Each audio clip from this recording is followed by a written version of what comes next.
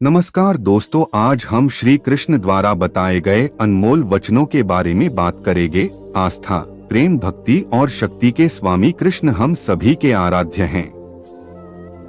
जिसका कर्म सात्विक है उसका निर्णय बेहतर होगा और वह मनुष्य परिणाम को लेकर भावनाओं में नहीं उलझता है। केवल इच्छाओं को वश में करने से काम नहीं चलेगा, स्वामित्व और अहंकार को भी वश में करना होगा। सात्विक व्यक्ति ऊर्जा से भरा होता है, उसका मन शांत, साधन संपन्न, दयालु और निस्वार्थ और जागरूक होता है। जो बिना मेहनत के बहुत कुछ हासिल कर लेता है, एक समय वह सबसे बड़ा पंगु बन जाता है। मनुष्य भाग्य को अपने हाथ में ले सकता है, वह अपने कर्म के प्रति जिम्मेदार है। अगर किसी तरह वह अपने कर्मों का नियंत्रण करना सीख जाए तो भाग्य उसके नियंत्रण में आ सकता है। मृत्यु के समय आत्मा केवल देह को त्यागती है, अपना अस्तित्व नहीं। इसलिए मृत्यु को लेकर कोई भय पैदा मत करो। गीता का सार यह है कि प्रत्येक प्राणी में विराजित ईश्वर को देखो और उसके अनुसार अपने कर्म करो। गीता कोई आज्ञा की पुस्तक नहीं है, बल्कि विकल्पों की पुस्तक है। जब मनुष्य सांसारिक विषयों के बारे में सोचता है तो आसक्ति आ जाती है। आसक्ति से इच्छा उत्पन्न होती है, इच्छा से वासना उत्पन्न होती है, वासना से क्रोध के बादल उमड़ पड़ते हैं। इसलिए ध्यान को सांसारिक विषयों से हटाकर कृष्ण में लगाओ। एक बुद्धिमान और मूर्ख के बीच केवल सोच का फर्क होता है। मैं ना तो तुम्हारी महंगी भेंट से प्रसन्न होता हूँ, ना दिखावटी दान दलायुता से। अगर मेरे मन को हरना है तो मुझे प्रेम से पुकारो, मैं हाजिर हो जाऊंगा। अवास्तविक चीजों को लेकर मन में कभी डर पैदा मत होने दो, वो वास्तविक नहीं है। वह ना तो कभी था और ना कभी होगा। इसके विपरीत जो वास्तविक है वह हमेशा से था और उसे ना तो बदला जा सकता है, ना कभी नष्ट किया जा सकता है। जो मनुष्य किसी अच्छे काम में लगा हुआ होता है, आने वाले समय में उसका अंत कभी बुरा नहीं होता है। मनुष्य अपनी 3 प्रमुख कृतियों द्वारा नरक के द्वारा पर पहुंचता है। वे तीनों कृतियां काम, क्रोध और लोभ हैं। मनुष्य का समस्त निर्माण उसके विश्वास के फलस्वरूप होता है। जैसा वह सोचता है उसी के अनुरूप वह बनता है। परिवर्तन इस संसार का नियम है। एक नजर में तुम असीम संपत्ति के मालिक बन सकते हो, दूसरी नजर में तुम दरिद्र बन सकते हो। एक इंसान के रूप में इस धरती पर तुम्हारे कुछ कर्तव्य हैं। अनिवार्य रूप से अपने कर्तव्य को निभाओ। किसी से सच्चा प्रेम होना शुद्धता और दिव्यता का प्रतीक है। जो कुछ भी हुआ है उसमें तेरा कोई योगदान नहीं है, इसलिए तुम्हारी सारी परेशानियां व्यर्थ हैं। हर चीज की शुरुआत मुझसे होती है और खत्म भी मुझ पर आकर ही होती है। इंद्रियों से मिलने वाला सुख सच्चा नहीं होता है। इंद्रियों का सुख पहले तुमको अमृत की मिठास देगा, लेकिन बाद में तुम्हारा विनाश कर देगा। तुम अपने जीवन को सार्थक बना सकते हो, लेकिन इसके लिए तुम्हें मेरी शरण में आना पड़ेगा। अगर तुम्हें मेरी बातें अटपटी लगती हैं, तो तुम्हें अपने नजरिए को बदलने की जरूरत है। अभी तुम चीजों को उस तरह से नहीं देखते हो जिस तरह मैं देखता हूँ। अगर एक बार तुमने मुझ पर विश्वास कर लिया तो तुम्हें जीवन में कभी निराश होना नहीं पड़ेगा। और एक बार जो मुझ पर विश्वास करता है उसको मैं कभी छोड़ता नहीं हूँ। जो मेरे भक्तों के साथ धोखा करता है उसके लिए मैं सबसे बड़ा शत्रु हूँ। अगर किसी ने मेरे भक्त को एक बार भी धोखा दिया तो जन्मों जन्मों तक मैं उसका उद्धार नहीं करता हूँ। इस देवत्व का सर्वोच्च मैं हूँ।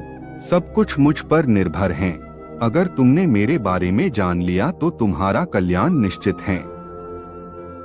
मैं हर दिल को एक मंदिर की तरह देखता हूँ। जो दिल जितना सुंदर होता है वहाँ मैं उतना ही अधिक ठहरता हूँ।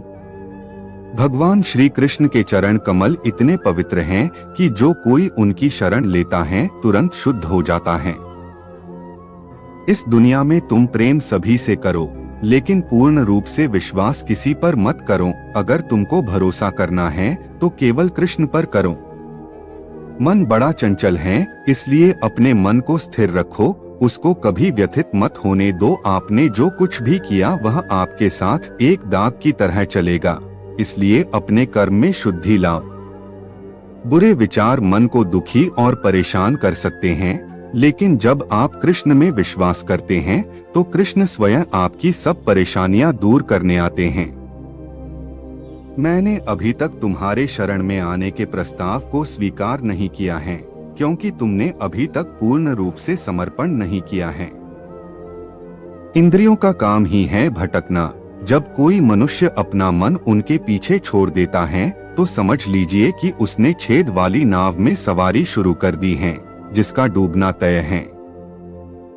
ऐसा कोई नहीं है जिसका सदियों से अस्तित्व है, और ना ही ऐसा कोई है जिसका सदियों बाद अस्तित्व रहेगा। यहाँ कुछ स्थायी नहीं है। वह सभी चमकदार वस्तुओं में प्रकाश के स्रोत के रूप में स्थित हैं। वह सभी प्रकार के अंधकार से परे और अव्यक्त हैं। वह ज्ञान का विषय है और वही ज्ञान का लक्ष्य है। वह सबके हृदय में विराजमान है। कृष्ण की छवि अनिवार्य रूप से सभी मानव जाति में पाई जाती है। कृष्ण सभी के पास संपूर्ण रूप से स्थित हैं, क्योंकि कृष्ण की छवि ही पूरे मानव जगत का स्रोत है। सुख तीन प्रकार एक होते हैं: निरंतर प्रयास से मिलने वाला सुख, इंद्रियों से मिलने वाला सुख, तामसिक सुख। गीता स्वयं के भीतर का युद्ध है, जहां आत्म निपुणता के लिए संघर्ष किया जाता है। मृत्यु के समय जो मन में रहता है, उसी से मृत्यु का स्थान तय होता है। जो मृत्यु के समय कृष्ण का स्मरण करते हैं, वे निश्चित ही कृष्ण के पास जाते हैं, इस पर कोई संदेह नहीं करे।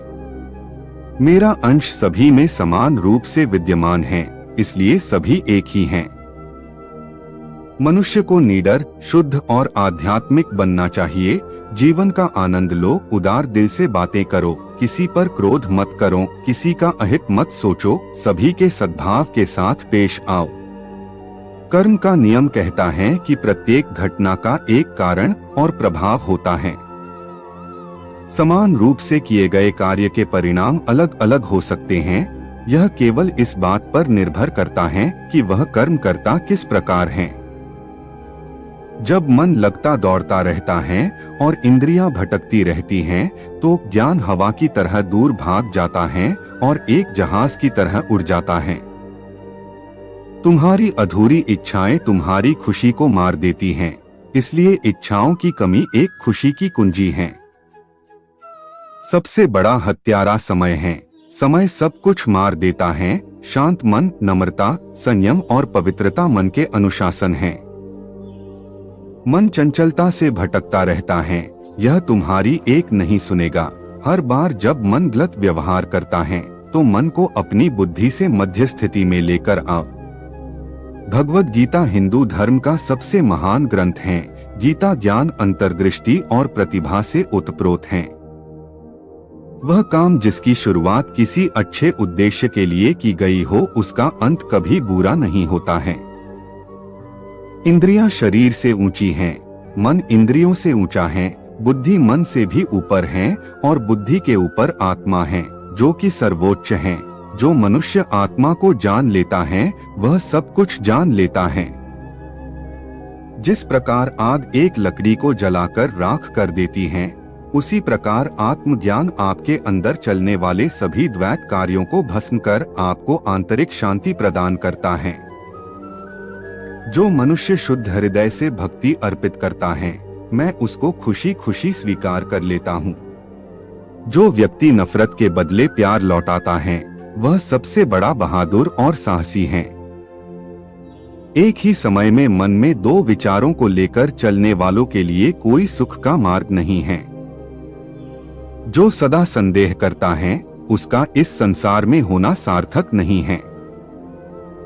थोड़ा थोड़ा करके, धैर्य और बार बार प्रयास से आप अपने मन को नियंत्रित कर सकते हैं। डर वास्तविक नहीं है, क्योंकि डर की कोई वजह नहीं होती है। जिसको तुमने वजह मान लिया, वह निरर्थक है। मनुष्य स्वयं अपना मित्र है और शत्रु भी स्वयं ही है। प्रयास कभी बेकार नहीं जाता है। न कभी असफलता होती है। एक छोटा कदम भी इंसान को आध्यात्मिकता के मार्ग पर आगे बढ़ाता है। कृष्ण ज्ञान है, केवल वही ज्ञान की वस्तु है और वही ज्ञान का लक्ष्य है। शांत मन से मौन होकर कुछ क्षणों के लिए आपको कृष्ण की आंखों में देखना होगा। जब एक बार कृष्ण की आंखें आपको अंदर खींच लेगी तो आप बाहर नहीं आ सकते हैं। एक बार में कृष्ण के सामने आत्मसमर्पण संभव नहीं है। आपको हमेशा थोड़ी और अधिक सेवा करनी होगी। इस तरह से आप धीरे धीरे उनके चरण कमलों में समर्पित हो जाएंगे। जब तक कोई कृष्ण की भक्ति में नहीं लगता है, उसको असली खुशी प्राप्त नहीं हो सकती है। जब जब तुमको लगे कि दुनिया ने तुमको ठुकराया है, तुम मेरी शरण में चले आना। मैं हमेशा भक्तों के इंतजार में रहता हूँ। जो मनुष्य मुझे अजन्मा, अनादि और समस्त लोकों के परमेश्वर के रूप में जानता है, वह मनुष्यों के बीच रहकर भी सब पापों से मुक्त हो जाता है। भगवान श्री कृष्ण प्रेम के परम अवतार हैं, जो सर्वश्रेष्ठ हैं। मैं तुम्हारे 100 अपशब्द सुनने के लिए तैयार हूँ, लेकिन अगर तुमने मेरे मासूम भक्तों के साथ खिलवाड़ किया तो तुमको कभी माफ नहीं करूँगा। आप केवल कृष्ण पर भरोसा कर लो। अंत में कृष्ण निश्चित रूप से सब कुछ हल कर देंगे, इस तरह जैसे आपने कल्पना भी नहीं की होगी। बिना किसी वजह कृष्ण के बारे में सोचो, आपका हृदय स्वाभाविक रूप से शांत हो जाएगा। कृष्ण की सेवा करने के अलावा आपको ब्रह्मांड में सभी खुशी और प्यार देना चाहिए। अपनी माँ की सेवा कीजिए। माँ परमेश्वर के प्रेम की प्रतिमूर्ति हैं। तुम सब कुछ त्याग कर मेरे सामने समर्पण कर दो, मैं तुम्हें सभी पापों से मुक्त कर दूंगा। जो मनुष्य इस दुनिया में क्रोध और इच्छाओं का सामना करने के लिए सक्षम रहता है, वह अपना शरीर त्यागने से पहले योगी है। वही सच्चा सुखी इंसान है। तुम केवल मुझे जान लो, तुम्हें कई जन्मों का सच्चा ज्ञान प्राप्त हो जाएगा। जब तुम शुरुआत करोगे तो स्वाभाविक रूप से तुमको असफलता मिल सकती है। कई बार तुमको गिरना भी पड़ सकता है, लेकिन इसका मतलब यह नहीं होना चाहिए कि तुम उस काम को करना छोड़ दो। एक समय आएगा जब तुम परिपूर्ण हो जाओगे और तुम्हारे सभी काम सफल हो जाएंगे। इस काम में मैं हमेशा तुम्हारे साथ खड़ा रहूंगा। मैं तुम्हारे हर छोटे बड़े कर्म में साथ दूंगा। तुम्हारा जो दिल करे उसको करो, लेकिन नम्रता और सरलता के साथ करना, अहंकार के साथ नहीं। एक उपहार तब शुद्ध होता है जब उसको सच्चे दिल से सही व्यक्ति को सही समय पर दिया जाता है और बदले में कोई दूसरी उम्मीद नहीं करते हैं। कड़े संघर्ष के बाद प्राप्त होने वाला सुख जिसने आपके दुखों का अंत किया है, ऐसे संघर्ष का पहला कदम आपको कड़वे जहर के समान लगता है और अंत में आपको अमृत की प्राप्ति होती है। इस तरह का सुख केवल मन की शांति से प्राप्त हो सकता है। इस धरती पर आने के बाद आपका मुख्य उद्देश्य यहाँ से मुक्त होना है। केवल वही मनुष्य मुक्त हो सकता है जो अपने कर्मों में दृढ़ संकल्प के साथ स्थिर है और सुख दुख को समान रूप से सहन करता है। स्वार्थ से जुड़े कर्म आपको दुनिया में कैद करते हैं। व्यक्तिगत लाभ के बारे में नहीं सोचे और निस्वार्थ भाव से काम करें। अपनी इच्छा शक्ति से खुद को नया आकर दो। अपने आप को कभी स्वेच्छा से नीचा मत होने दो। बुद्धिमानी तुम्हारी चेतना को एकीकृत करती है और कर्म के फल के प्रति आसक्ति को त्यागने में मदद करती है। दूसरों के सुख दुख पर कोई यदि इस प्रकार प्रतिक्रिया देता है जैसे वे उसके अपने हैं, तो उस व्यक्ति को सच्चा आध्यात्मिक मान सकते हैं। मैं हर समय से यहाँ पर था। ऐसा कोई समय नहीं है जब मैं यहाँ नहीं था। मैं समस्त भूत में भी विद्यमान था और समस्त भविष्य में मेरा विद्यमान रहेगा। दुनिया का सबसे बड़ा पापी अगर समर्पण के साथ मेरी सच्ची उपासना करे तो मैं उसको भी शुद्ध कर देता हूँ। वे लोग जो केवल कर्म के फल की इच्छा से प्रेरित होते हैं, वे अक्सर दुखी रहते हैं। जब किसी की चेतना एक हो जाती है तो उसकी सारी व्यर्थ चिंताएं पीछे छूट जाती हैं। फिर उसको किसी वजह की चिंता नहीं होती है। चाहे चीजें अच्छी हो या बुरी, वह सदा एक सा रहता है। जो लोग अपनी आत्मा से भली भांति परिचित है, वे इंद्रियों पर पूरी तरह से नियंत्रण रखते हैं। अपने भूत की घटनाओं पर चिंतित होना व्यर्थ है। तुम ना तो अपने भूत को बदल सकते हो, ना अपने भविष्य की कल्पना कर सकते हो। तुम केवल चिंतित हो सकते हो, जो पूरी तरह से अर्थहीन है। मन को शिक्षित कर मनुष्य अपने सोचने के तरीके बदल सकता है और कोई भी कदम उठाना सीख सकता है। यह योग का केंद्रित सिद्धांत है।